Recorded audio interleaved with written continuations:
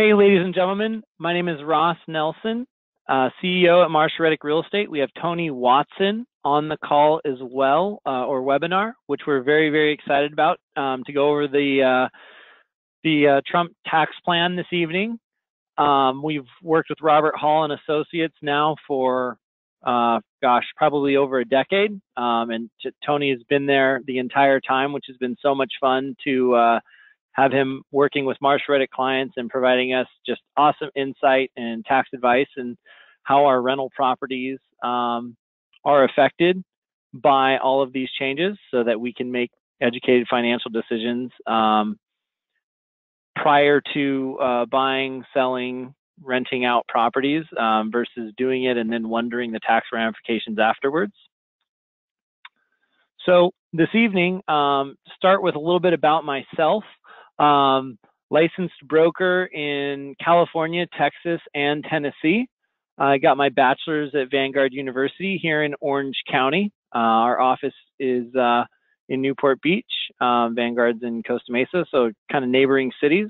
Started working at Marshall Reddick right out of college, probably about 12 months after college, 2009. Had the privilege of starting as a realtor, which I really, really enjoyed. Over time, I began managing our realtors, then became director of operations, and in 2014, had the awesome opportunity to become the CEO of Marsh Reddick Real Estate. Yeah, it's been a wonderful ride, and we've had a lot of fun adding to the team these past few years. So tonight on the webinar, one of the things that we're really big on is Q&A. So if you have a question about anything, whether it's myself speaking or Tony, feel free to ask away. If we don't get to it, the second you ask, know that at the end of this, we will absolutely do Q&A. So don't feel like if your question doesn't get answered right away, that we've forgotten about you. So a little bit about Marshall Reddick. I'm looking on the call right now. There's a lot of longtime clients. There's new clients as well.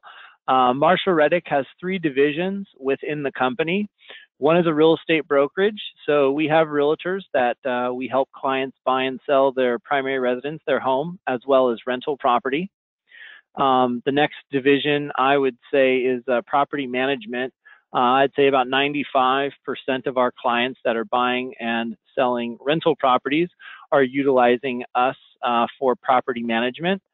So rent collections, leasing, marketing, renovation, maintenance, the whole thing from soup to nuts. And the third one, which has been really fun, we've done the real estate brokerage and property management now for about 40 years. And the private lending we've done for about 7 years. So that's a little bit newer arm or division of the company. We lend private money loans, non-owner occupied, to fix and flippers, developers, or long-term rentals. If you're buying in a self-directed IRA, for example, you're required to have a non-recourse loan. So you can't walk into a Bank of America or Wells Fargo and get a conventional loan in your self-directed IRA. You'd have to come to a source like Marshall Reddick, who can offer private money lending. We've met a lot of really cool people. We lend to a number of different flip or flop companies on HGTV, which has been great. And the second part of private lending, which is pretty interesting, is that although 50% of our clients are the borrower, the other 50% of our clients in private lending are the lender. So a lot of our clients that are buying and selling rental properties with us are also investing in mortgages. So you can be the bank and essentially collect mortgage payments and use that as another way of passive income and investing in real estate. So these are our markets. The ones highlighted in red, you can see the little MR next to it. With those are markets where we have Marshall Reddick offices. So you're working directly with Marshall Reddick agents, Marshall Reddick property managers.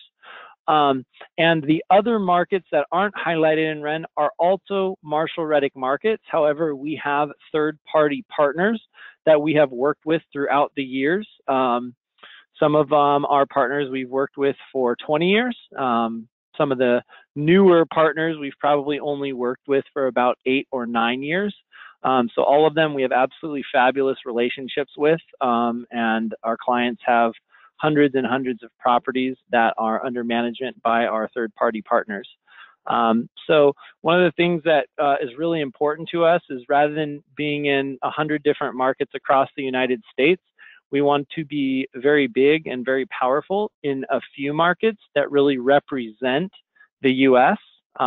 So across these 16 major metropolitan markets, there are markets that represent appreciation, where homes are going up significantly in value but may not have as much cash flow for the first 5 to 6 years until rents increase and can catch up. The next markets would be markets that are strictly for cash flow, that don't really provide a lot of appreciation or increase in property values, but they provide really good month-to-month cash flow. And then the third kind of category of market is that in-between market. So some of these markets represent slow, steady growth and appreciation, and also some cash flow along the way. So we feel that we've really diversified the business well, and accommodating all three of those categories, because everybody is trying to accomplish very different things. So where to choose to invest? This is always a huge question that we get asked. One of the big things for us is job market. So what I mean by that is, does it have a diverse employer base? So if we look at a market like Detroit, for example, pretty much one employer, which is the auto industry. So you could work for a tire company or a glass company or a manufacturing company in some category or another that is for Ford or GM.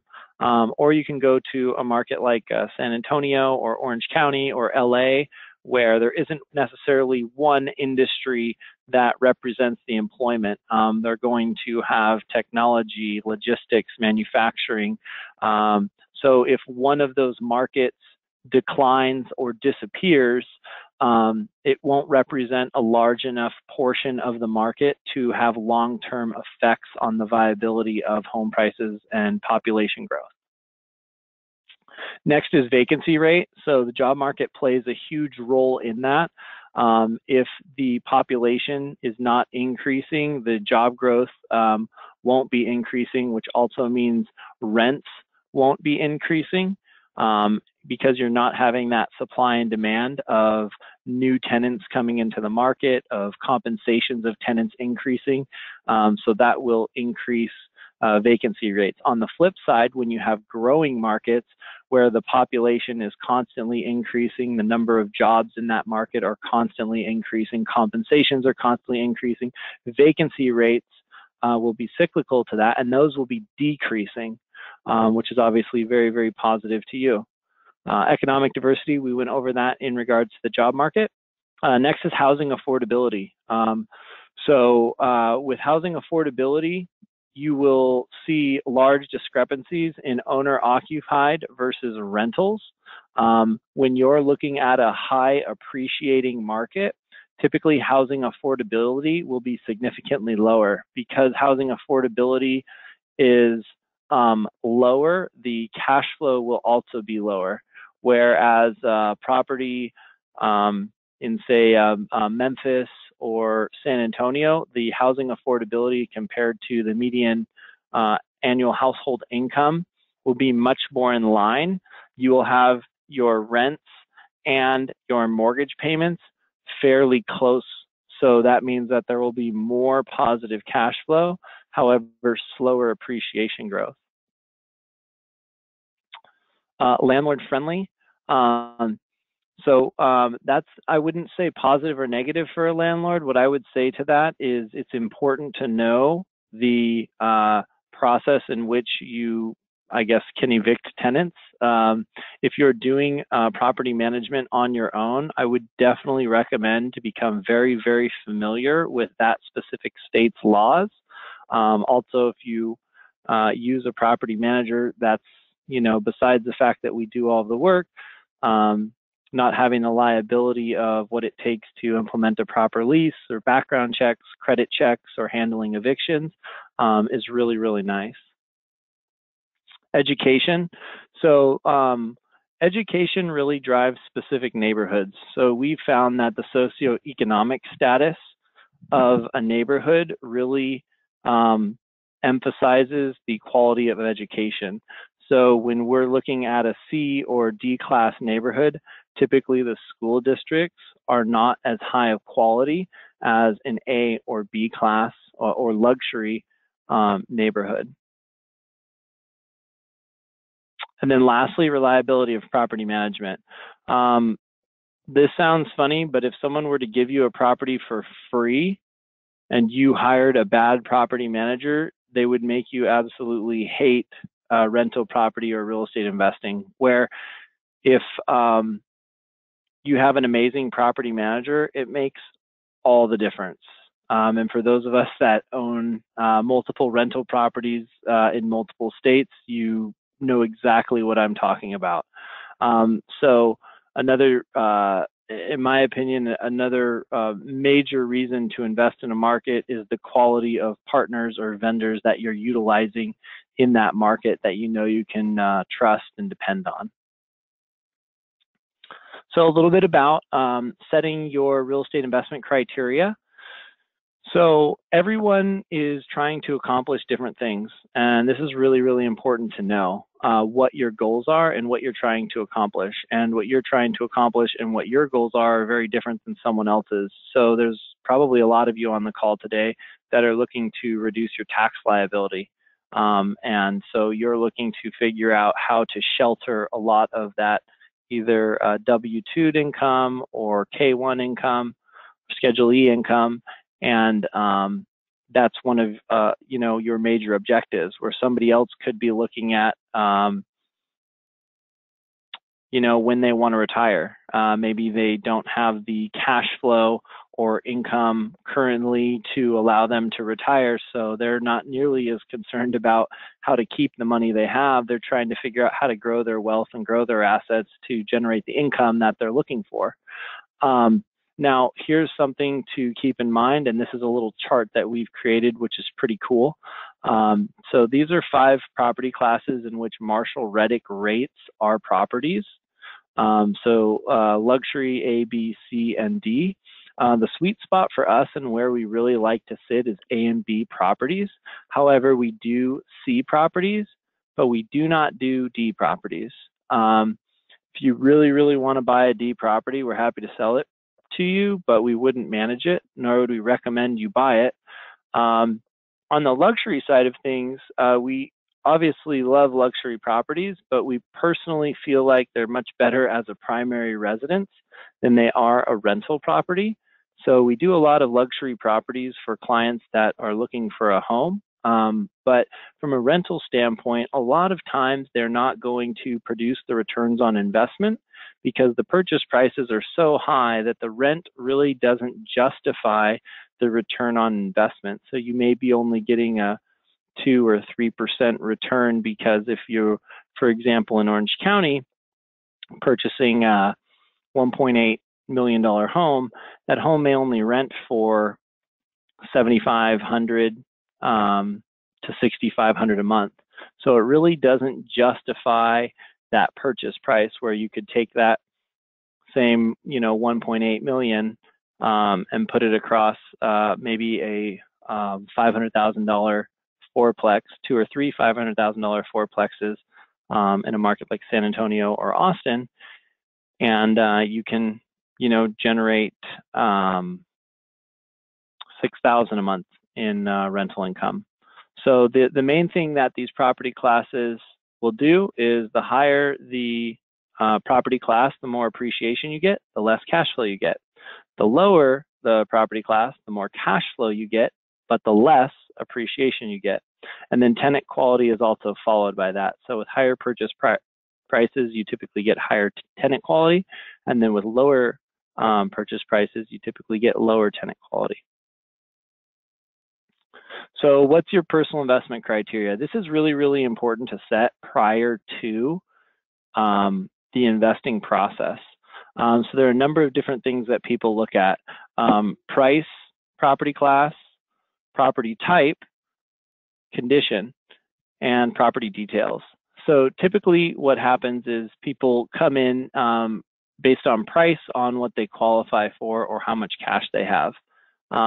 But what is so much more important than how much you qualify for is what you're trying to accomplish. So if you qualify to buy $1 million worth of rental property, don't go out and try to spend the full $1 million up front.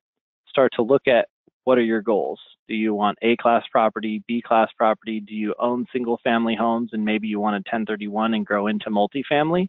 Do you own multifamily and want to own bigger multifamily?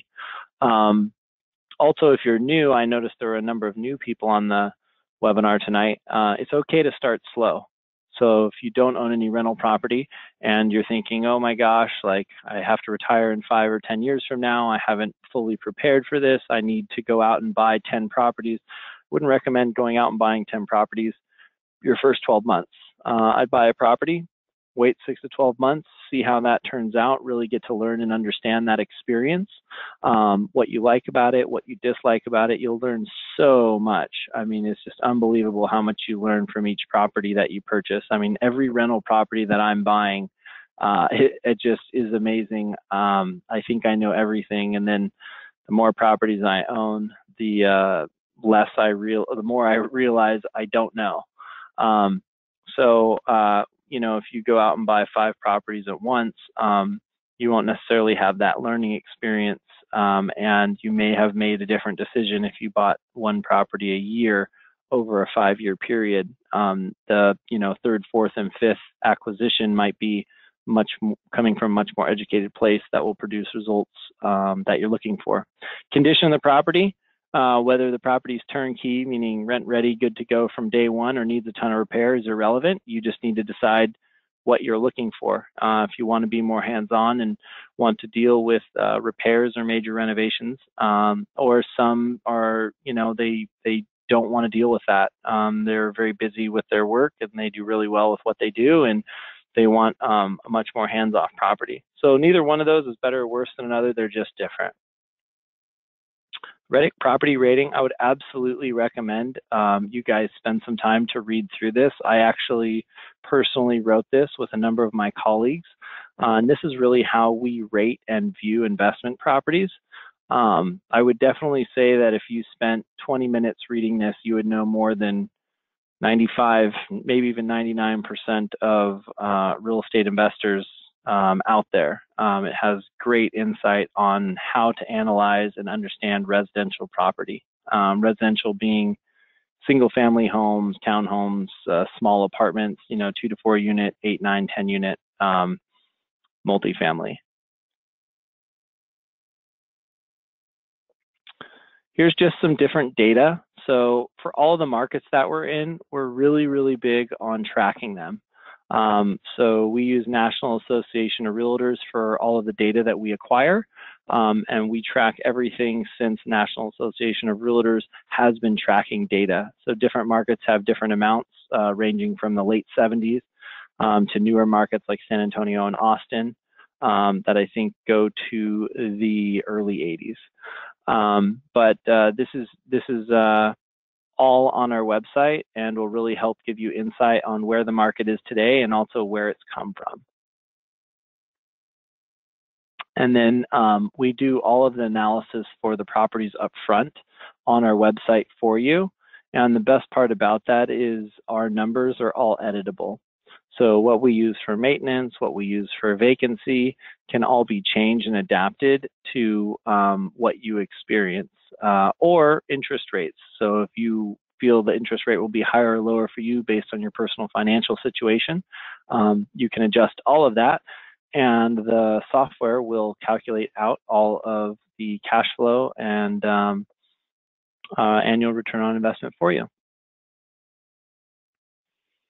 So definitely check out our market data packets. We have one for each market. So as you're interested in markets, we can talk through those and give you more insight on why we like what we like. Lastly, education. We're really, really big on education. So whether it's online events like tonight going over the Trump tax plan, or in-person events where you can either come to our office or at a number of different locations throughout San Francisco, LA, Orange County, San Diego, meet us in person, or the comfort of your own home online. So we're really, really big on education. So when you go to our website, there's a ton of different articles, videos, guides, calculators. Everybody learns differently. So we try to provide a wide variety of information that can be consumed how you like to learn. And online reviews. No matter what, whether you're working with us, whether you're working with Robert Hall, definitely do your due diligence, do your homework. We're actually coming up on 200 reviews on Zillow, which is a huge accomplishment. We've been, working hard and really excited about that, thinking about possibly doing an event or a party or something to celebrate that. Yelp as well.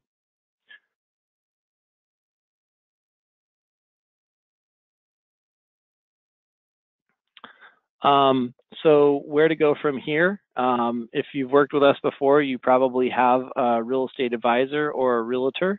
For those of you that are brand new, what to expect? We like to view ourselves as financial advisors on the real estate side of life, and that starts with the real estate consultation. So we like to look at the client as a whole.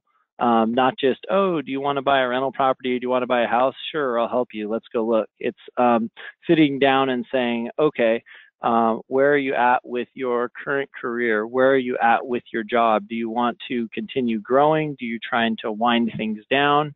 How much cash do you have? Do you qualify for financing? Do you have an IRA? Do you have a 401k?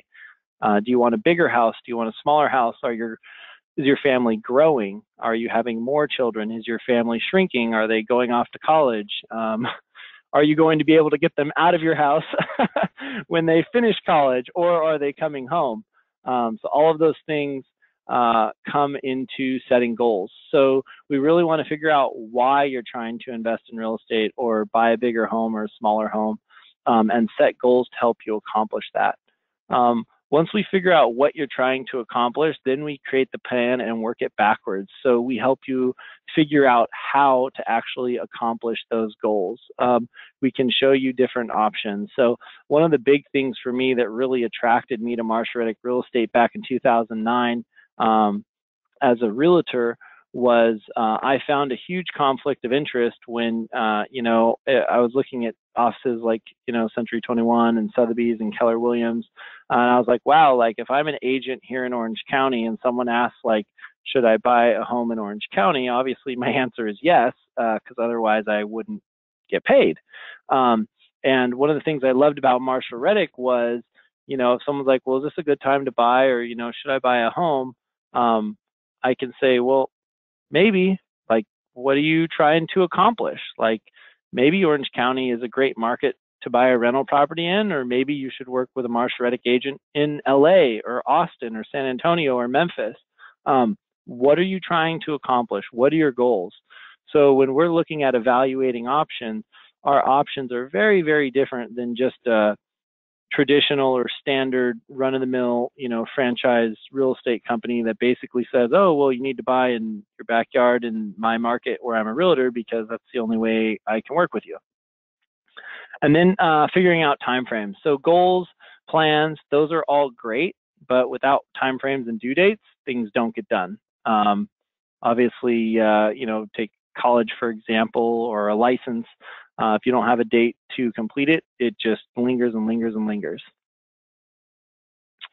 Then lastly is what? So once we evaluate our options and set timeframes for things, then we set your criteria. That's in regards to setting the property class, condition of the property, property type, so that we can actually go out and start looking for property or looking for mortgages for you to invest in and purchase. And then once we've set your criteria, we can then identify markets. So We can find out if cash flow is the most important thing for you, or capital preservation, or appreciation. We can decide which market across the US would be best. And then lastly, who? So we will introduce you to our agents or property managers in each of those markets to help you facilitate the plan that we put together. So now on to the good stuff, Trump tax plan. We have Tony Watson with us tonight. Tony, are you there? I am here. Thank you so much, Ross. Absolutely. Welcome, welcome. We're really, really excited to have you. I'm actually excited to hear this presentation. I have not heard this new presentation yet on all of the changes, so I'm really, really looking forward to it. So take it away. Excellent. So let's see if I can get this loaded up here. And Ross, if you can confirm, I think that everything looks good here. So welcome, everybody. Thank you so much for joining us. Thanks, Ross, again, for all the wonderful information. I've been personally working with Marshall Reddick and their team for 2007 or 2008 is when we first met up, and I had some lunch meeting with Marshall, and I realized very quickly that our two companies were very in line with each other when it came to reinvesting profits, reinvesting tax savings, reinvesting pretty much any dollar that you could get your hands on into the wonderful world of real estate. So I'm glad that we have, it looks like 45 people in the webinar tonight, so welcome everybody. Tonight's main points are going to be centered around the Trump tax plan and how it could impact real estate investors across the board. First couple slides are just the information about who I am and what Robert Hall and Associates is all about. So I'll kind of skim through that quickly here. Picture of our building in Glendale. If you haven't seen our building before, if you haven't been to any of the LA seminars, we offer a number of services, but we've been a leader in the tax preparation industry since the early 70s. We concentrate on tax structuring for business owners and entrepreneurs alike. So anybody investing in real estate essentially is a business owner, which I don't know if you all knew that, but as soon as you buy a rental property, you are now the proud owner of a more likely than not cash flowing business, but that's what it comes down to when we take a look at the deductions and the income and how to structure it tax wise. So we help our clients with preparation, obviously, tax structuring, audit representation, and incorporating services. So you can check our website out, roberthalltaxes.com. if you want to learn a little bit more about what services we offer and what we're all about. My name's Tony Watson, and I've been working for Bob Hall for going on 13 years now. It seems like just yesterday I had the fortunate situation of working through this last recession, 2007, 2008. I started at the tail end of 2006, so right as I was hopping into the tax industry, I was learning what it really looked like during a down economy, or as the economy really started to crash. And the one thing that I realized very quickly is that whether you were making a ton of money in real estate or whether you were exiting out with any sort of loss in an investment pertaining to real estate in general is the best tax shelter you could put your money into. Now, obviously, you don't ever hop into something to lose money, but in 2007, 8, 9, and 10, when people were losing a lot, the real estate losses, because of those benefits of being able to fully deduct certain real estate losses, those losses helped some of my clients not pay tax for 3, 4, 5, 6 years. It allowed them to rebuild wealth. And so coming out of the fire in 2008, 9, 10, 11, and obviously through 2017 and 18, where we're at now, people have really been able to rebuild their wealth quickly, over the last couple of years. So you can check more about Robert Hall and Associates online. We've got about 35 people working for our firm. We service just shy of about 13,000 tax filings across the U.S. In all 50 states. So if you have investments elsewhere in the U.S., we can absolutely help with filing and advising in those states as well. And I think that's what really connects us with Marshall Reddick and the team over there, is that because they are investing elsewhere in the U.S., they need a tax firm or they need tax advisors to assist on different levels, not only here in California, but elsewhere in the U.S., in Texas and in Minnesota and in Georgia and Wisconsin, Wyoming, so on and so forth. So like I said, you can read more about us online. Won a couple awards in the Glendale area. All of that stuff is on our website as well. So jumping right into the meat and potatoes, how does this tax plan look? How is it going to impact real estate investors? How is it going to impact W-2 wage earners? How is it going to impact the U.S. economy of taxpayers, so to speak? Well, we're going to dive into the first, probably the most important thing is what's happening to the income brackets. Remember that at the end of every year, when you add up all of your income, you subtract all of your expenses, you figure out what your actual taxable income is, your TI, so to speak. The taxable income is the number that you want to focus on when figuring out what bracket you're going to file taxes in. You know, remember that if you just add up your W-2 income and assume that that's the bracket that you're in, well, that would be incorrect. Because if you're making $100,000 in W-2 income, you don't pay tax on $100,000. You pay tax on the 100,000 minus all of your expenses, and then it brings you down to your taxable income. And I believe your taxable income is line 43, page 2 of your 1040 tax return. And I'm going to give you a couple line numbers on your tax return to look out for. Really easy ways to calculate what your effective tax rate is, to figure out, okay, well, if I go out and I buy a property and I have a certain amount of deductions, how much is it actually saving me in income tax? So we're going to go over some of those shortcuts today as well. But how is this tax plan going to impact us, right, the US taxpayer?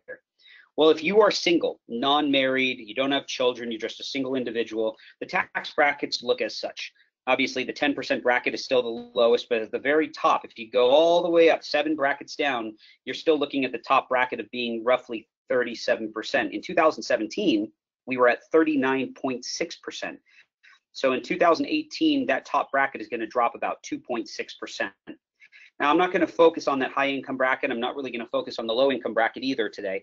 I'm going to focus on 2 thresholds here that we're looking at, and then also for the married filing joint couples of the world, which is the next slide.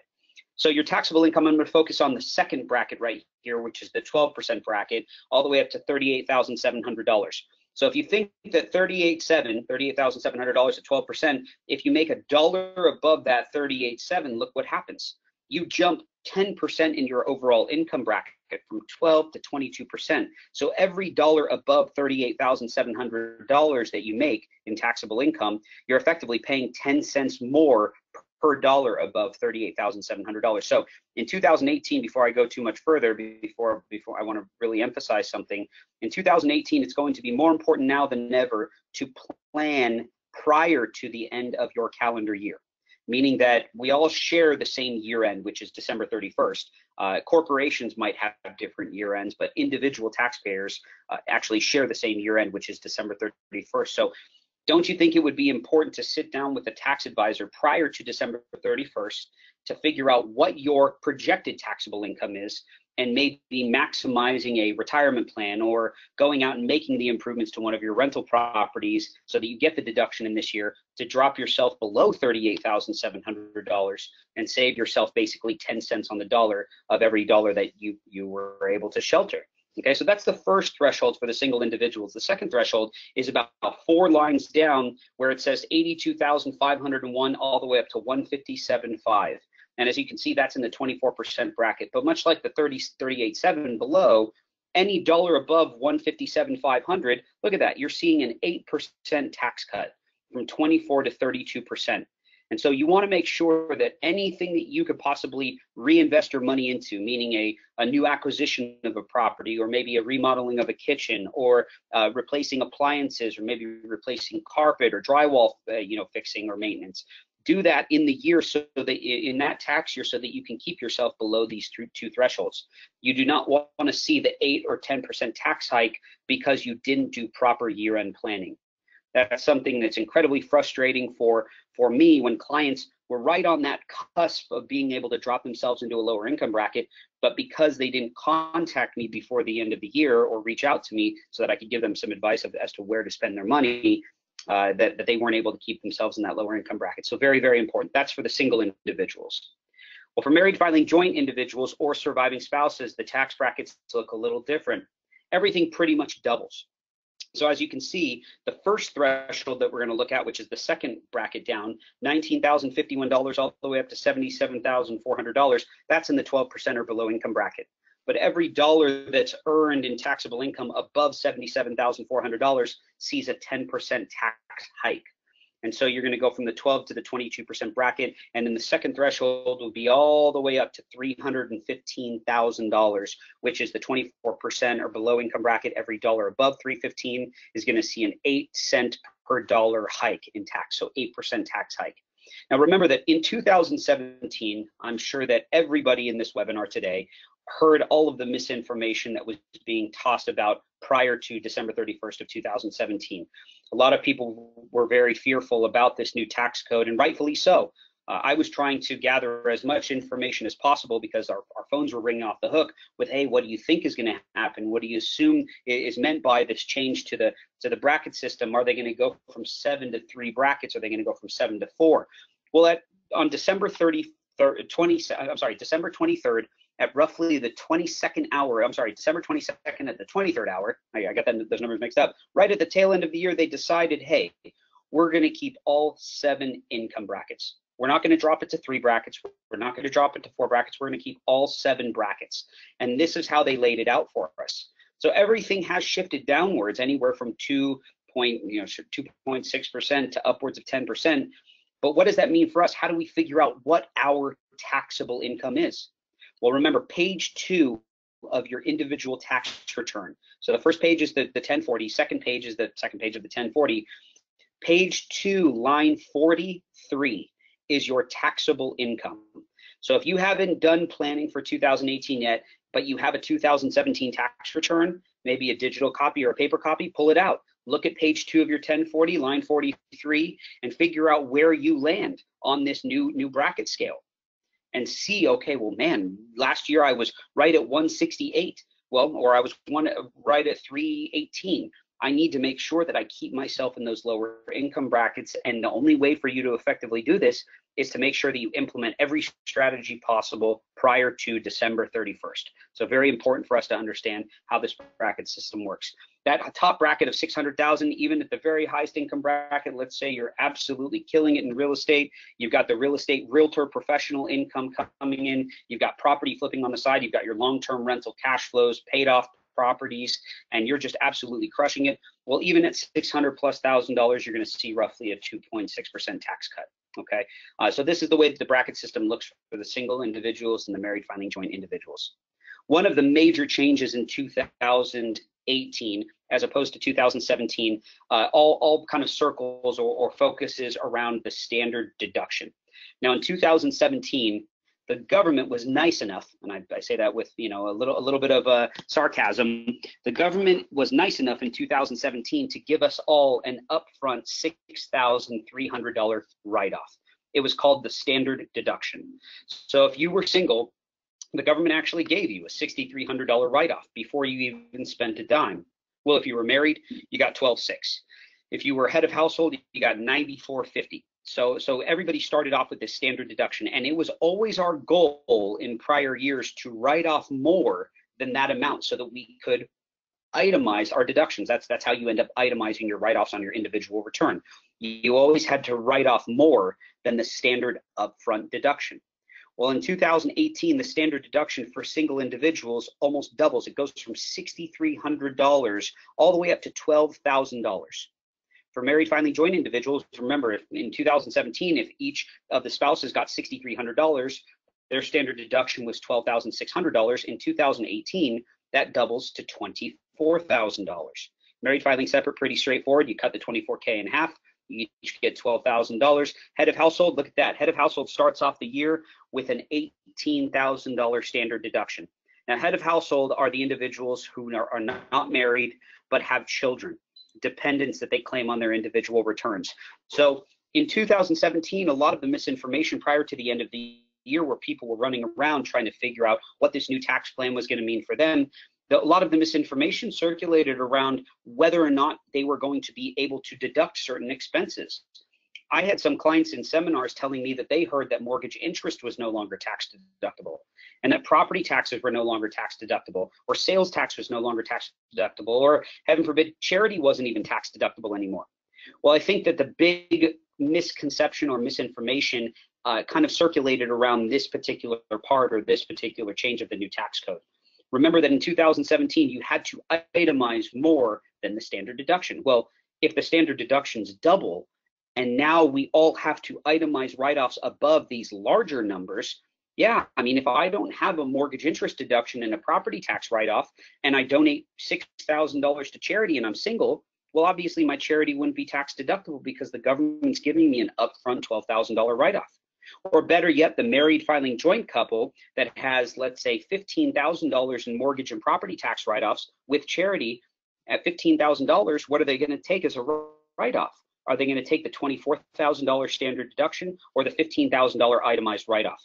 You know, essentially the answer should be whatever's going to save them more money, correct?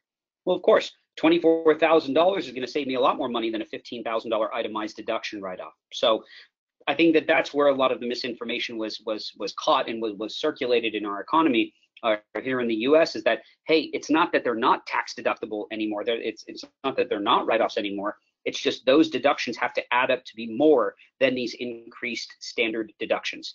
Well, if you think about it, elsewhere in the U.S., maybe not in California, maybe not in New York, and maybe not in Hawaii, $24,000 for a married filing joint couple, that's a mortgage deduction. That's a property deduction for most people. So can you imagine two individuals living in North Dakota making $30,000, $40,000 in W-2 income each for a total, let's say, of $60,000 of earned income, and they don't own a home? Well, in prior years, they were paying income tax on $60,000 with very low standard deductions. So the individuals who actually don't own homes, the individuals who have low mortgage deductions, low property tax deductions, they actually might benefit in 2018 from the higher standard deductions. We're only halfway through 2018, so a lot of this on my end as a tax advisor is speculation. If I don't have the numbers, the year-to-date information to give me a good idea of how to calculate these or estimate these changes for 2018, a lot of this stuff is speculation at the moment. One thing that Ross and I were talking about before the webinar started was the fact that in every industry, tax advisor professionals of all alike, attorneys or anybody else who's advising on a legal level, they all go off, you know, case study. They read books, they read journals, they read historical situations to come up with assumptions about how things are going to map out. Well, in the tax industry, we go off case study. We go off what has worked in audits, what has worked under the Internal Revenue Code, what has been successful for people when arguing their point with the IRS. And because 2018's tax code is so new, we don't have any case study yet for the 2018 tax code. So I am really excited to learn about how this new tax code is going to affect all taxpayers in 2018, and hopefully by 2019 we'll have quite a few case studies under our belt so that we can advise our clients moving forward on how to convert and how to conform to this new tax bill in this tax code. So just be understanding of this. You have to itemize more than the standard deduction in order to actually write off your mortgage interest, your property taxes, your charity, so on and so forth. Now let's talk about something real quick. I'm not going to go into too much detail about the C corporation tax rate cut, but yes, the eBays of the world, the Starbucks of the world, the Googles of the world, their 35% tax rate drops all the way down to 21%. Now, I'm hoping that, you know, when I first started off at Chapman University down in Orange, California, the very first day of my Business 101 course, my teacher got up and said there are 3 rules in business. Number 1 rule, pay your employees. You got to pay your employees. If you pay them on time, what they're worth, you know, if you the contractual agreement with them, if you pay them, they will do great things for your business, and the sky's the limit, right? So that's number 1 rule. Number 2 rule is to reinvest profits back into infrastructure. Well, that means that reinvesting not only the profits back into your business, but reinvest the tax savings back into your business. Now, reinvesting could be leasehold improvements to a building that you work in. Reinvesting could be paying off corporate debt to allow for more profits to pay out dividends and to hire more people and increase salaries or bonus salaries. That's what we all hope for, right? Reinvesting could be just hiring more individuals, opening new offices, spreading out your influence amongst the states here in the US, or if not, spreading out your influence across the globe. So number 2 rule was reinvest back in infrastructure. Number 3 rule, he said, and this only made sense to me as soon as I started working in the tax industry, rule number 3 was pay less tax by exercising rule number 2.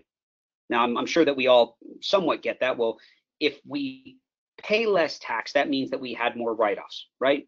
Well, rule number 2 was to reinvest back into infrastructure, and that essentially means that you have increased tax write-offs. So essentially, in turn, it allows you to pay less in tax. Well, I am hoping, and what this, you know, once again, because we're only halfway through 2018, who knows if this is actually going to be the case, but my hope is that with this new tax cut, that most of the larger corporations of the world, they follow the simple rule number 1, 2, and 3, that they obviously pay their employees. That's very important. Otherwise, they'll find themselves in deep water or hot water. Rule number 2, that they reinvest this savings back into infrastructure. And I am hoping, my hope is that with this reinvestment, they hire more people. And those people will pay into the pots that we will all eventually collect from, like Social Security and Medicare and state disability and unemployment insurance. All of those pots are very important for the general public across the U.S. I know that one common conversation in the tax industry has always been, how long is Social Security going to be around for? Is it going to be around in 20, 30, 40, 50 years? Well, I've read a couple articles already, actually written by some federal legislators, that Social Security, if we don't slow down, or if more people don't contribute to Social Security, that it may be gone by 2034. Now, that might seem like a far way off, but right now, every time I personally look at my paycheck, Social Security is not becoming any less of a detriment to my paycheck. And I'm sure that all of you, the self-employed individuals in the webinar today, you're paying self-employment tax, which is very much you contributing to Social Security and Medicare. So I want to make sure that anything that I can possibly do to make sure and ensure that there is some sort of supplemental retirement plan for either my kids or a future generation, that there is still very much that pot to withdraw money from. And like anything in life, if we set up a bank account, we all contribute to it, and then all of a sudden we stop contributing to it and only 3 or 4 people are contributing, but everybody is still drawing from that account, obviously the well runneth dry. And so that's very much what has been happening over the years to Social Security. So I'm hoping, my hopes, once again, I don't know if this is the case, but my hopes are that with this tax cut, that more people will be hired, more people will pay into these buckets that we'll all eventually collect from. Now let's talk about something that probably will impact the majority of the people, or all 45 attendees today. If you are a real estate investor, if you're a self-employed individual, it's very important for you to understand the benefits in 2018 for having pass-through income. Now, pass-through income can be income generated from real estate activities, whether you're selling property, buying it and renting it out, flipping property, owning partnerships where you own percents of other people's investments, basically anything that lands on line 12, I believe, and line 17. And that line 12, I believe, is your Schedule C. Line 17 is your K1 level income, where it's income from a partnership or income from an S corp, anything that basically is a flow through or a pass through entity. In 2018, the government passed legislation stating that whatever number lands on either line 12 or line 17, if you meet very specific qualifications or requirements, and I'll talk about those in a second, potentially you could qualify yourself for 20% of your net profit received non-taxable, meaning that you could receive all of that money, and 20% of that money that you're basically reporting on your tax return, 20% of it does not pay tax, which sounds great, in theory, but we have to figure out whether or not the taxpayer will qualify for that credit. And so 2 very important points. Number 1, for the single individuals, your taxable income, not your gross income, but your taxable income. If you are single, your taxable income has to be below $157,500. Okay, so that's a very important number for you guys to all write down or remember. So if you're single, your taxable income has to be below $157,500 in order for you to qualify for this 20% net revenue deduction. If you are married, that pretty much doubles. So your taxable income has to be at or below $315,000, which is a pretty high threshold to qualify a lot of individuals. So just make sure that, once again, kind of coming back full circle back to this importance of year-end planning, figure out everything and anything you can do to reduce your overall taxable income prior to the end of the year. So not only do you keep yourself in a lower income bracket, number 1, but number 2, that you qualify for some of these net revenue deductions or the net revenue credit in 2018. Let me give you an example. Let's say that I'm a real estate investor and I haven't started collecting from retirement yet. I haven't started collecting Social Security yet, but my rental property cash flow is $100,000. Well, effectively, the way that this is supposed to work is that on $100,000, because I'm single and I make under $157,500, on $100,000, the first $20,000 does not pay tax. Well, that sounds amazing, right? Well, in theory, it does, but you got to make sure that you qualify for it, okay? Well, let's say that I'm married and I'm making $275,000, right? 20% of $275K tax-free. I mean, that sounds like a fantastic net revenue credit for me. We have yet to see case study on this. We don't know how the federal government is going to be looking at it under a thicker microscope, so to speak. We don't know what they're going to be picking and choosing out of all of these changes to audit. And so we are very much waiting to hear some of these case study situations coming out in 2019 for the 2018 tax year. In fact, next week, our office is traveling to Reno, and then in August, we're traveling to Las Vegas for some very long and drawn out days of tax study with the Super Seminar and the NTPI conference. And that's essentially going to teach us everything that we will need to know as tax advisors for the 2018 tax code. So I'm hoping to be able to help as many people as possible. Our firm is hoping to help and to educate as many people as possible this year before the end of the year to make sure that they understand the importance of planning for all of these changes. So make sure that if you do have income on line 12 or line 17, that you are trying to qualify yourself for this net revenue deduction.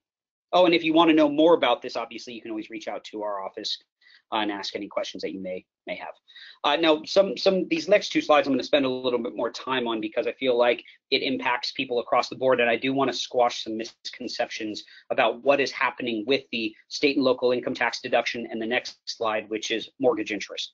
So the SALT deduction, SALT, state and local tax, is now capped at $10,000. Now, what does that mean for the general public? I mean, I'm going to break this down into a couple different situations or scenarios, and hopefully people are taking notes and really taking a lot away from this. Well, in 2017, whatever I paid on my primary residence and on my second home, not a rental property, so we're going to talk about rental properties in a second here, but whatever I paid on my primary residence and my second home, my vacation home, in property taxes, on top of whatever I paid in state of California income tax, when you added that together, in 2017, last year, that was a full tax write-off for me on my federal return. Well, let me give you some numbers to better understand that. Let's say that I paid $10,000 in property tax on the home that I live in, and let's say that I paid $15,000 in California state income tax, totaling $25,000 overall. In 2017, that was a $25,000 federal tax write-off for me. So on my 1040 return, I got a $25,000 write-off. Sounds great, right? And I believe that probably saved me a lot of money. Well, pretending that I'm not a tax advisor, I assume that would save me a lot of money if I had to pay $25,000. I'm sure that that's how everybody looks at it, right? Well, in 2018, the government says, okay, well, you might have $25,000 in write-offs this year, but we're going to cap that write-off at $10,000. Now, I can already feel the head shaking behind the cameras. I can already feel the eyes rolling, thinking, what is the government doing? Why are they doing this to people? We know that real estate is the true stimulator of our economy. Why would they even touch this particular tax write-off? And I'll tell you right now, I wasn't happy about this, and I'm still not. I still don't know how this is overall going to impact my tax-paying clients. I have a pretty good idea, but I needed to investigate this further. I needed to look further into it to figure out, okay, well, who is going to benefit from the new tax code as a whole, not only looking at this particular part of the code, who's going to be negatively impacted, and then who is just going to have straight a no change because of this. Well, the further I dove into the SALT deduction change, the quicker I realized, well, this will impact some people, but not all people. And I'm not talking about the people who don't own homes. I'm talking about anybody who has income over $138,200. Okay, now I'm going to explain where that number came from, and I have a reason for my madness here, and I'm going to go into more detail about that. But $138,200 is a very important number for us to look at and focus on for a minute here. If you in 2017 were making above roughly $138,200, you may have, I'm not going to say you were, but you may have been subject to something called alternative minimum tax, AMT. And I probably, out of the 46 people now, I think somebody just joined our webinar, out of the 46 people, I'm sure that some people were subject to alternative minimum tax. Well, if you were subject to AMT, guess what?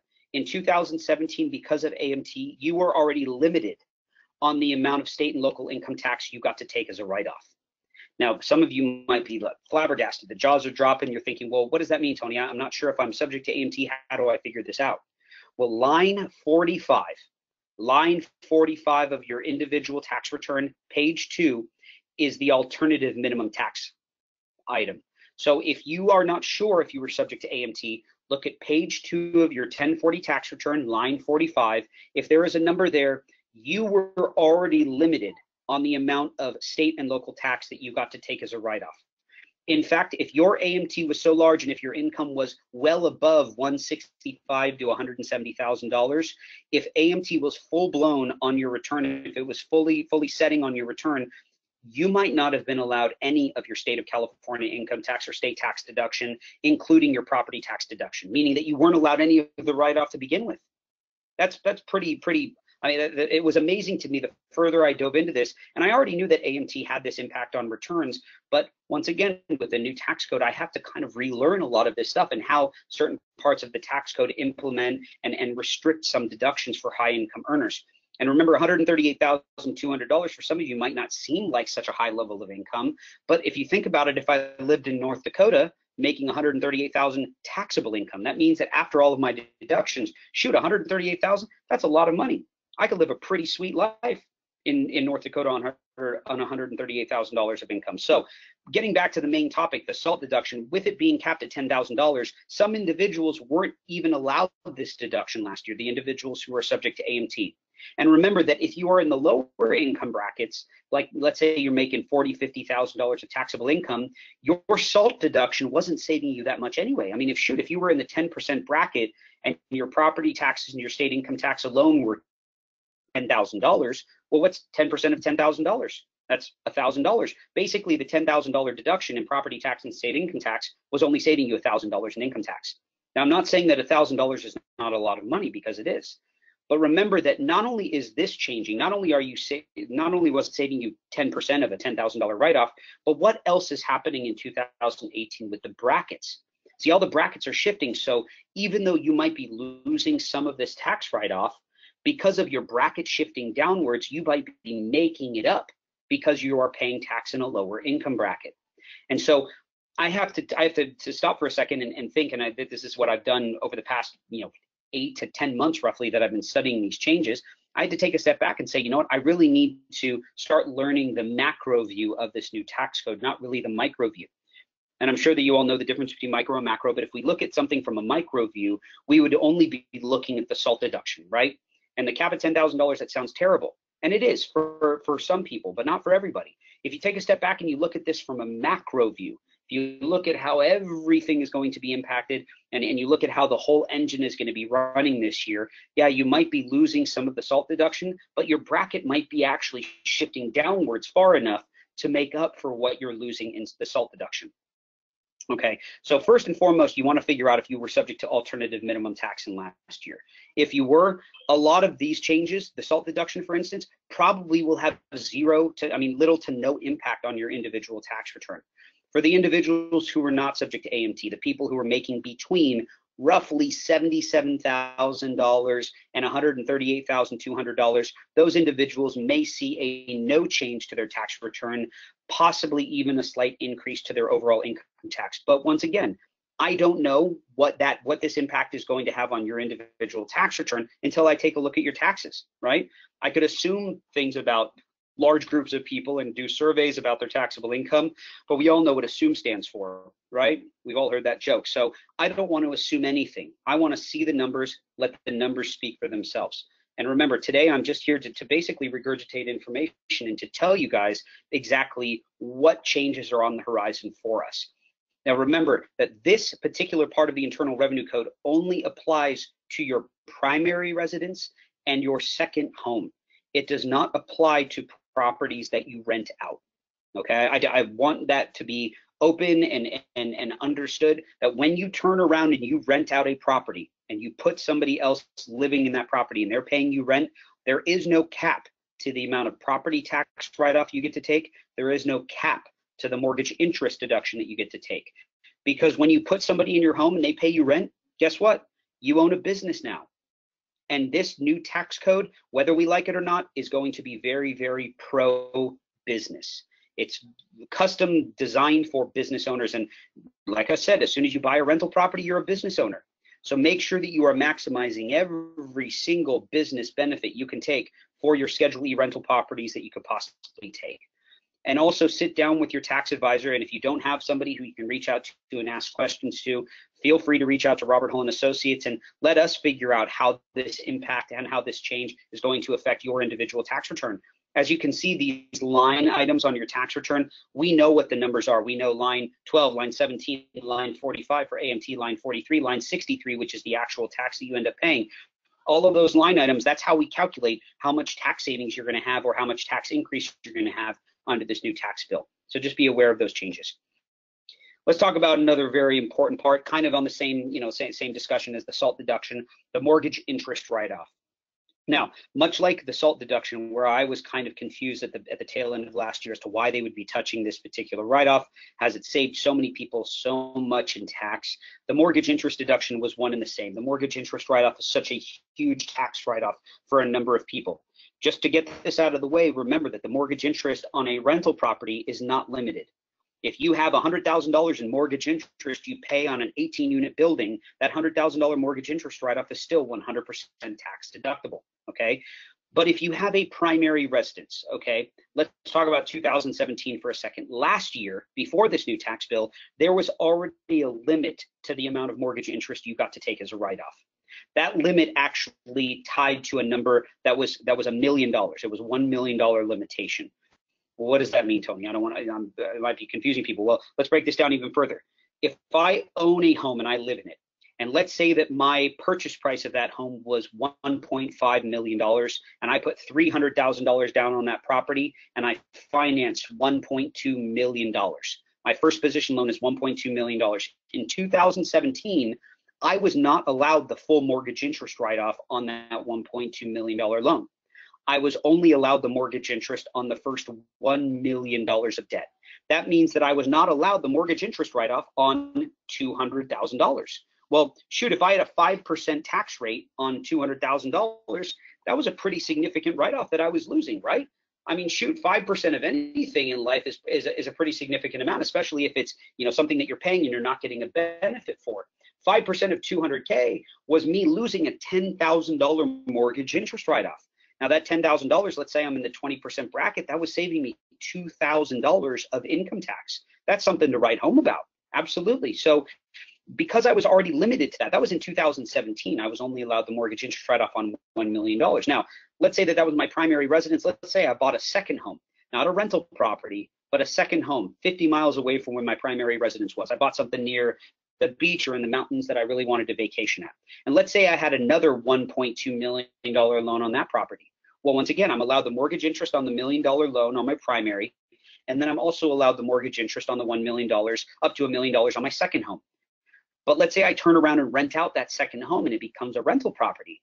Well, I get the full interest deduction because it is now a business. Hopefully this is making a little bit more sense. So as soon as you turn a property into a business, there is no limit to the mortgage interest deduction. So in 2017, the limit was a $1 million acquisition debt. In 2018, it changes. Okay. Now, if you had the $1 million loan last year, you are grandfathered into that part of the Internal Revenue Code.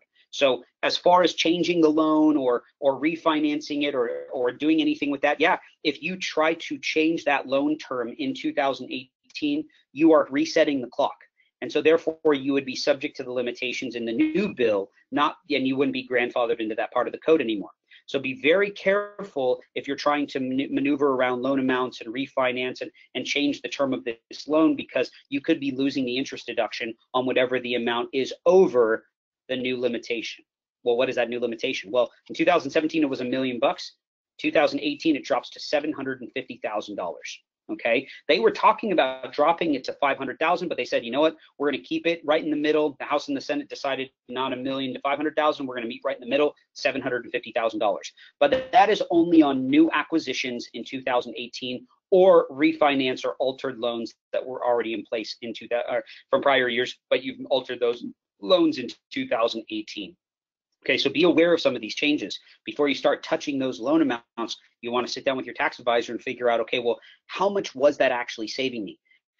And is the tax savings that I'm losing going to be greater than what I'm paying less in mortgage interest? Because if you drop your interest rate from 5 to 4%, the actual amount that you're saving in your loan payment might not be greater than the actual tax savings that you were receiving. So this is a very important calculation, something that you should be very aware of as an investor, because as an investor, you should be, concerned with ROI. your return on investment. And so your tax advisor can absolutely sit down and calculate the ROI for you on this. Now remember, this is for your primary residence and a second home that is 50 miles or further from your primary residence on the first and second home. It's $750,000 of debt per property. So if you have a loan for $750,000 on your primary, loan for $750,000 on your second home, you can deduct the interest on the full $750,000. All right. Now let's break that down a little bit further. Let's say that I had $1 million, or I have $1 million loan now that I put on a property that I bought, but I'm only allowed the interest deduction on $750,000. Well, let's say my interest rate is 5%. 5% of $1 million was a $50,000 write-off. 5% of 250,000 that I'm losing would be $12,500. Basically, I'm losing a $12,500 write-off. And my mind, I couldn't wrap it around this particular change, because I thought, well, if I'm in the 10% bracket and I'm losing $12,500 as a write-off, that means that I take home $1,250 less in overall refund. But remember that in the married filing joint income bracket, if I make $75,000 and I'm dropping 10% in my overall income bracket, I might be losing $1,000 in property tax savings. I might be losing a $1,250 tax savings because of the mortgage interest. So I'm losing $2,250 in overall refund because of the mortgage interest and SALT deduction change. But at $77,000 or $75,000 of income, if I'm going to drop 10% in my bracket, that's saving me $7,500 in income tax. Now, I'm using very, very round numbers, just easy enough to calculate. But at that point, I'm still coming out ahead. I might be losing $2,250 in overall tax savings because of the write-offs, but I'm gaining money on the back end because my bracket is dropping. So that would be you looking at the new tax code in a macro view. And once again, I'm not saying that this is the case for everyone. And I'm not telling you to leave here and think, okay, well, I can figure this out on my own, because I want you to be very understanding of this, that even though the government tried to quote unquote simplify the tax code, I have some news for all of you. The tax code will never be simple. And that's what creates a billion-dollar recession-proof industry that I work in, which is the tax accounting industry. And I feel very, very safe knowing that the government continues to make things complicated for people, so that I can educate people about how to pay less tax or pay their obligation to Uncle Sam and not a penny more than their obligated amount. So the mortgage interest deduction is definitely a major change. However, it might not make as much of a difference to your individual tax return as you thought, especially if all of your debt is attached to a rental properties or rental property or rental properties. Because remember, the limitation is only on your primary residence and your secondary homes or your second homes, not your rental properties. So just be aware of that, okay? Now, obviously, we've covered quite a bit in this short amount of time. Obviously, I think that a lot of people will have questions, and before we open it up to questions, I just want to go over a couple things really quick about how we work at Robert Hall & Associates. We, much like the Marshall Reddick team and Ross and Scott, we're all about educating people. And so aside from tax preparation, tax structuring, audit representation, and incorporating services, we have free educational seminars. I love doing seminars with the Marshall Reddick team, and I wish we could do one every week, but I know that they're busy and we're busy, so we try to make ourselves as available as possible for the free education webinars and the seminars. But if you are interested in learning more, kind of like on a one-on-one scenario where you want to sit down on the phone or in person with any of our tax advisors, one, we have great reviews online, but more importantly, we offer free or a complimentary consultation. It could be 30 minutes in person or over the phone. And the way that you get signed up for this consultation is if you text RHA and your first name and email to 66159, we can get you set up literally almost in real time. I don't think anybody's sitting at the desk right now at the office, but tomorrow morning they'll see all of these texts coming in. We can get you guys set up with a free consultation to review either 2 years of tax returns, so 16 and 17, or if you haven't filed 17 yet, 15 and 16. We can review those 2 years of tax returns. If you've already filed and you don't really need a review of your tax returns, let's talk about 2018's tax code and how it may impact you and your tax filing situation. Or let's say that you're about to buy or acquire a new property. How is that going to impact your tax situation in 2018? Or let's say you have no debt on your properties and you're cash flowing like crazy. How can I pay less tax if I'm just cash flowing? How can I increase my write-offs? These are all great questions for you to be asking your tax advisor. And just to throw this out there, why not have a second set of eyes on your actual tax returns? right? Let alone maybe you don't have any questions. Maybe you just want a free review of your taxes, making sure that your accountant is doing everything they possibly can to maximize those write-offs. So just I don't hate to be, to put that often, but at the end of the day, it is a free consultation. So I'm going to toss it back over to Ross here, and he's going to close out, and then I think we're going to answer some questions. So Ross, back to you. Yeah, thank you so much for the presentation tonight. It's awesome how passionate you are about taxes. I definitely can appreciate that. It's really important to work with someone who genuinely enjoys and loves exactly what they do. It also helps you guys as as investors, because when you're really passionate about what you're doing, you tend to do a lot better job and a lot better work at that. So it's been a lot of fun working with Tony and the Robert Hall team over the years.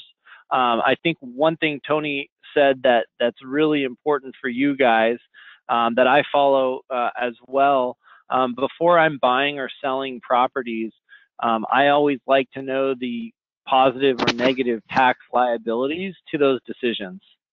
And I think that you guys, should implement that practice as well. Also, as you are growing as a real estate investor, it's important to make sure that your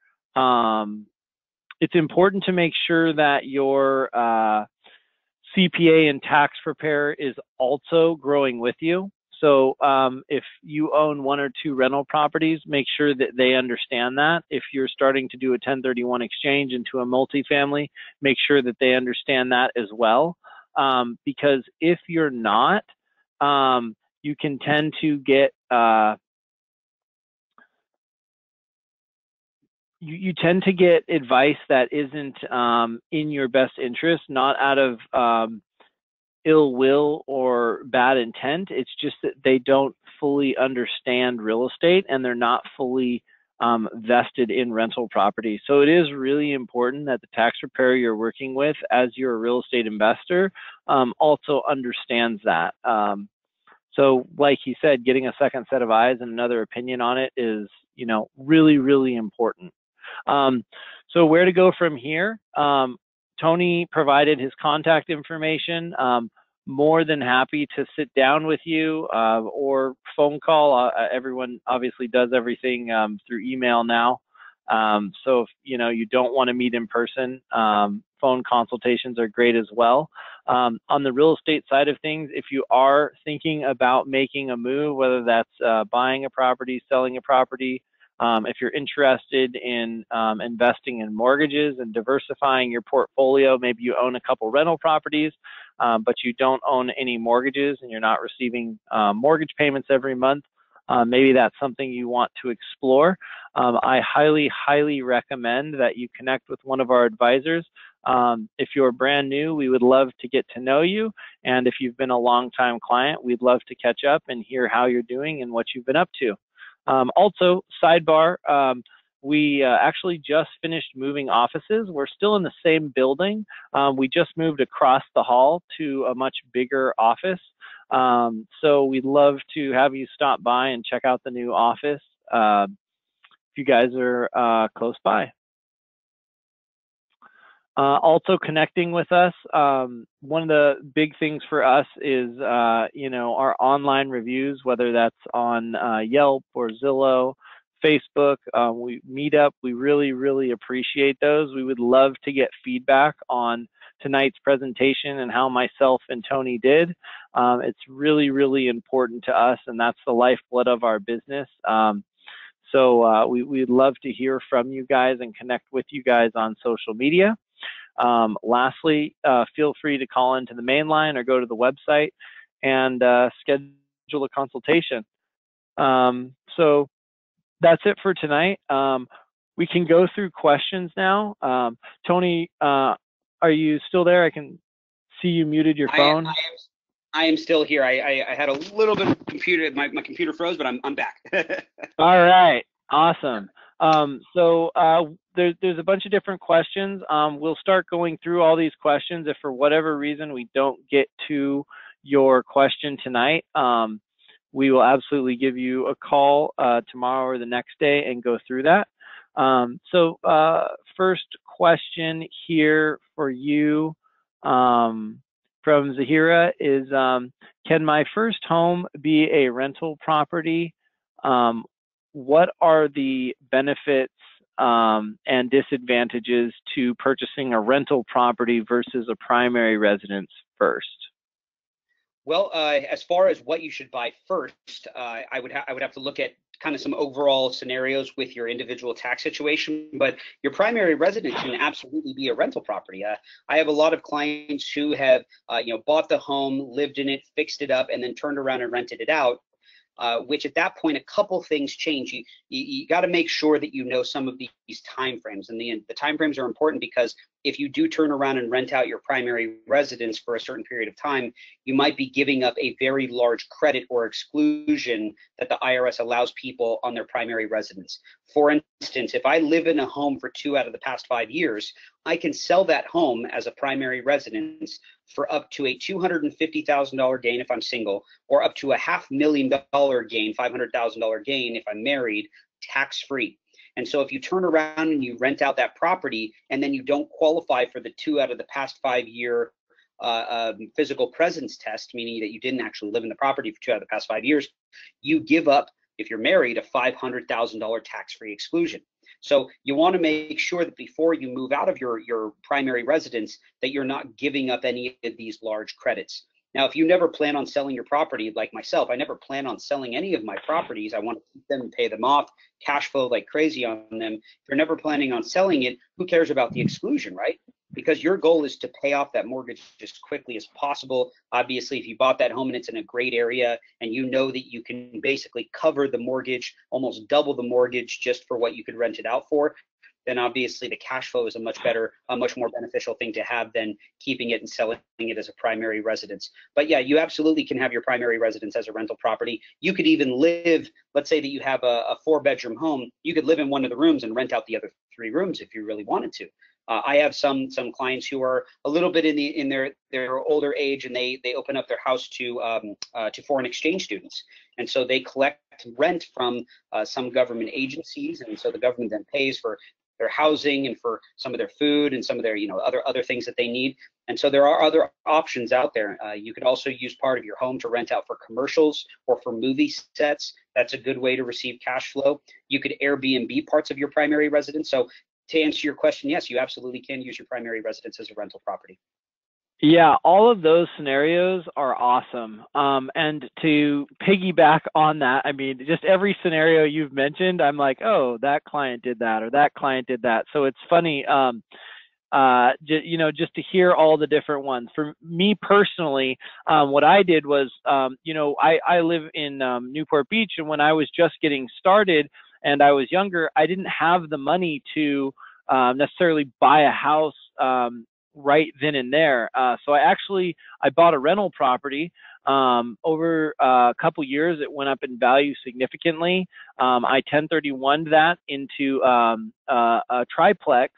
Then I lived in one unit and rented out the other 2 units.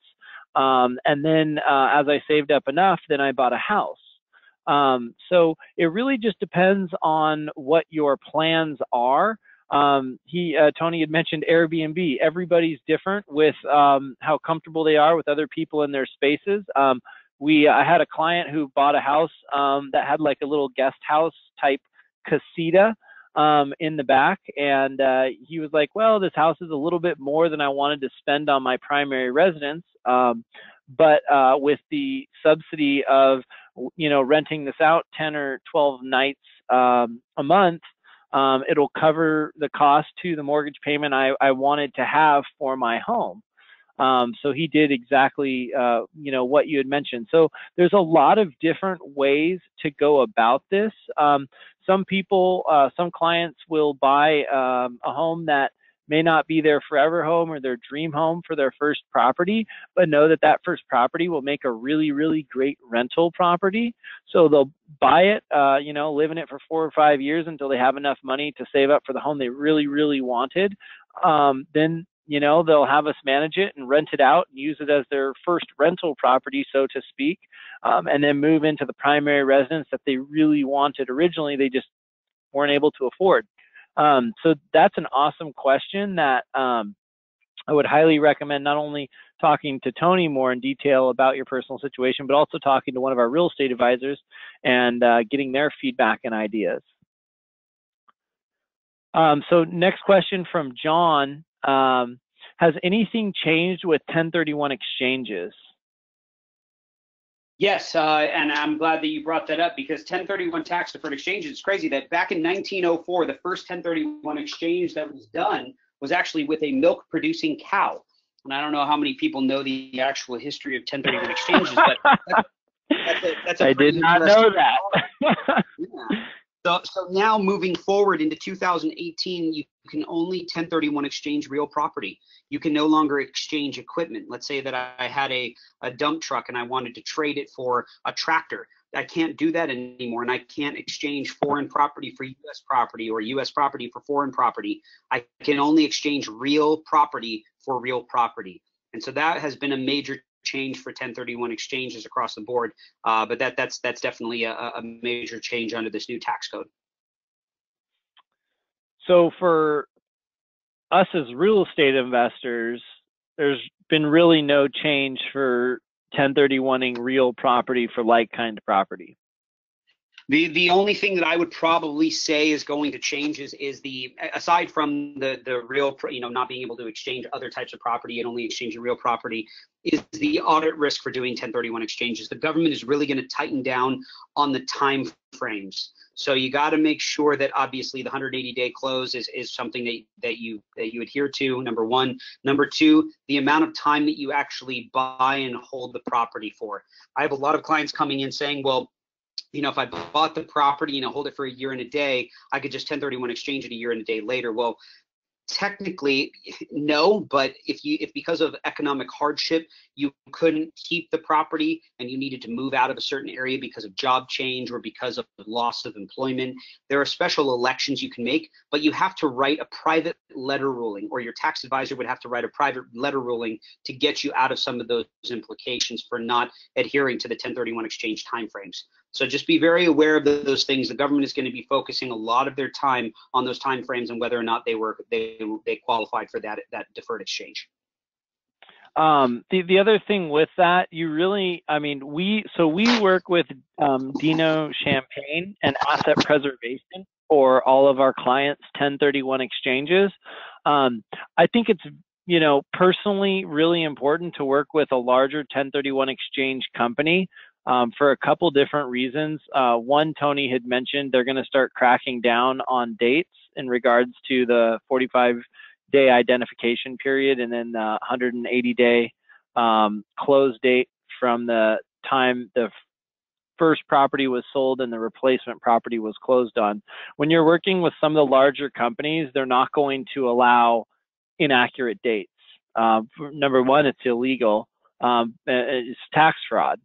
But number two, I like working with some of the larger companies because if you're 1031ing $250,000 or $500,000, you want to make sure it's going into an escrow account where that money is licensed, bonded, insured, there's E&O, and that it's not going anywhere and it's going to be there. Not that it's common, but when you work with some of the smaller mom and pop, there's, may not be as stringent in the regulations and guidelines and how they run the company, and, their trust accounts don't have as many eyes auditing them on a regular basis.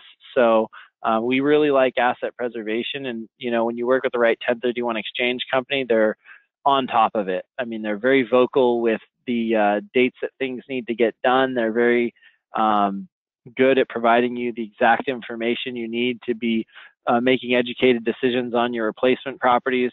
And also with that, I mean, from Marsha Reddick's standpoint, we're looking at replacement properties as soon as you're putting your property up for sale. We're not really going to be making offers until your property's in escrow, and even preferably contingencies are released. But the time to start looking for properties is not once you're like, okay, great, I've closed on my home, now I have the cash, now I'm going to start looking for a replacement property. You need to really know the zip codes you're looking at, the purchase price you're looking at, the rental amounts you want on that replacement property ahead of time, so that you're going to find a really, really good deal that accomplishes exactly what you want in that 1031 exchange. Yeah, and Ross, I wanted to touch on one other thing. Maybe the question was more about something other than the just in general answers to that question. I think that one other thing that probably investors need to know about is the changes to the carried interest on investments. In order to qualify for lower capital gain tax in 2018, investors now have to hold certain assets for more than 3 years rather than the former 1 year holding period. And so if they want to learn more about the carried interest changes under the 1031 exchange or under other types of investments, they'll definitely want to learn more about the carried interest changes from the 1 to 3 year period. But that is not something that's easy to explain in a couple minutes. I would actually need to know scenarios and things like that to better advise. Yeah. So this next question is on foreign income. This has been really fun for us at Marshall Reddick. The last 5 or 6 years, we've been getting a lot of overseas clients that aren't U.S. citizens, which has been really cool and very different than the work we did in the 70s and 80s and 90s. Pretty much 100% of our clients were American. So it's awesome to see the diversity in the market and our clients that we've experienced over this last decade. So this one's in regards to foreign income. So on rental properties, how do you classify foreign income? On rental property, you mean like somebody, you have a rental property elsewhere in the world? In the U.S. In the U.S. So I'm a little confused at that. So meaning that somebody who brings in foreign income to buy the property here in the U.S.? If you live in China and you own a rental property in LA or San Antonio, how do you classify that rental income? So yeah, I mean, any investment that generates income, whether you're showing a loss or not, the fact that you have a property here in the U.S. and that you have a mortgage payment that you're making and you're collecting income, you are required to file a U.S. tax return. So you'll need to acquire an ITIN, an individual temporary identification number, and you'll have to file a form Schedule E on an individual 1040 tax return to report that income. Got it. And on the flip side, if you have a foreign investment, say a rental property in China, and you become a U.S. citizen, or you are a U.S. citizen or a resident of the U.S. with, say, a green card, how would you classify that income in China? Yeah, but well, I don't know about how you would report it in China, but on the U.S. tax return, you would have to. Well, first of all, the U.S. taxes its residents on their worldwide income. So if you live here in the U.S., whether you're a resident or not, you do have a requirement to report any income sources outside or inside of the U.S. to the United States government and the Internal Revenue Service. And so, as far as reporting it is concerned, you'd still have to apply for the ITIN.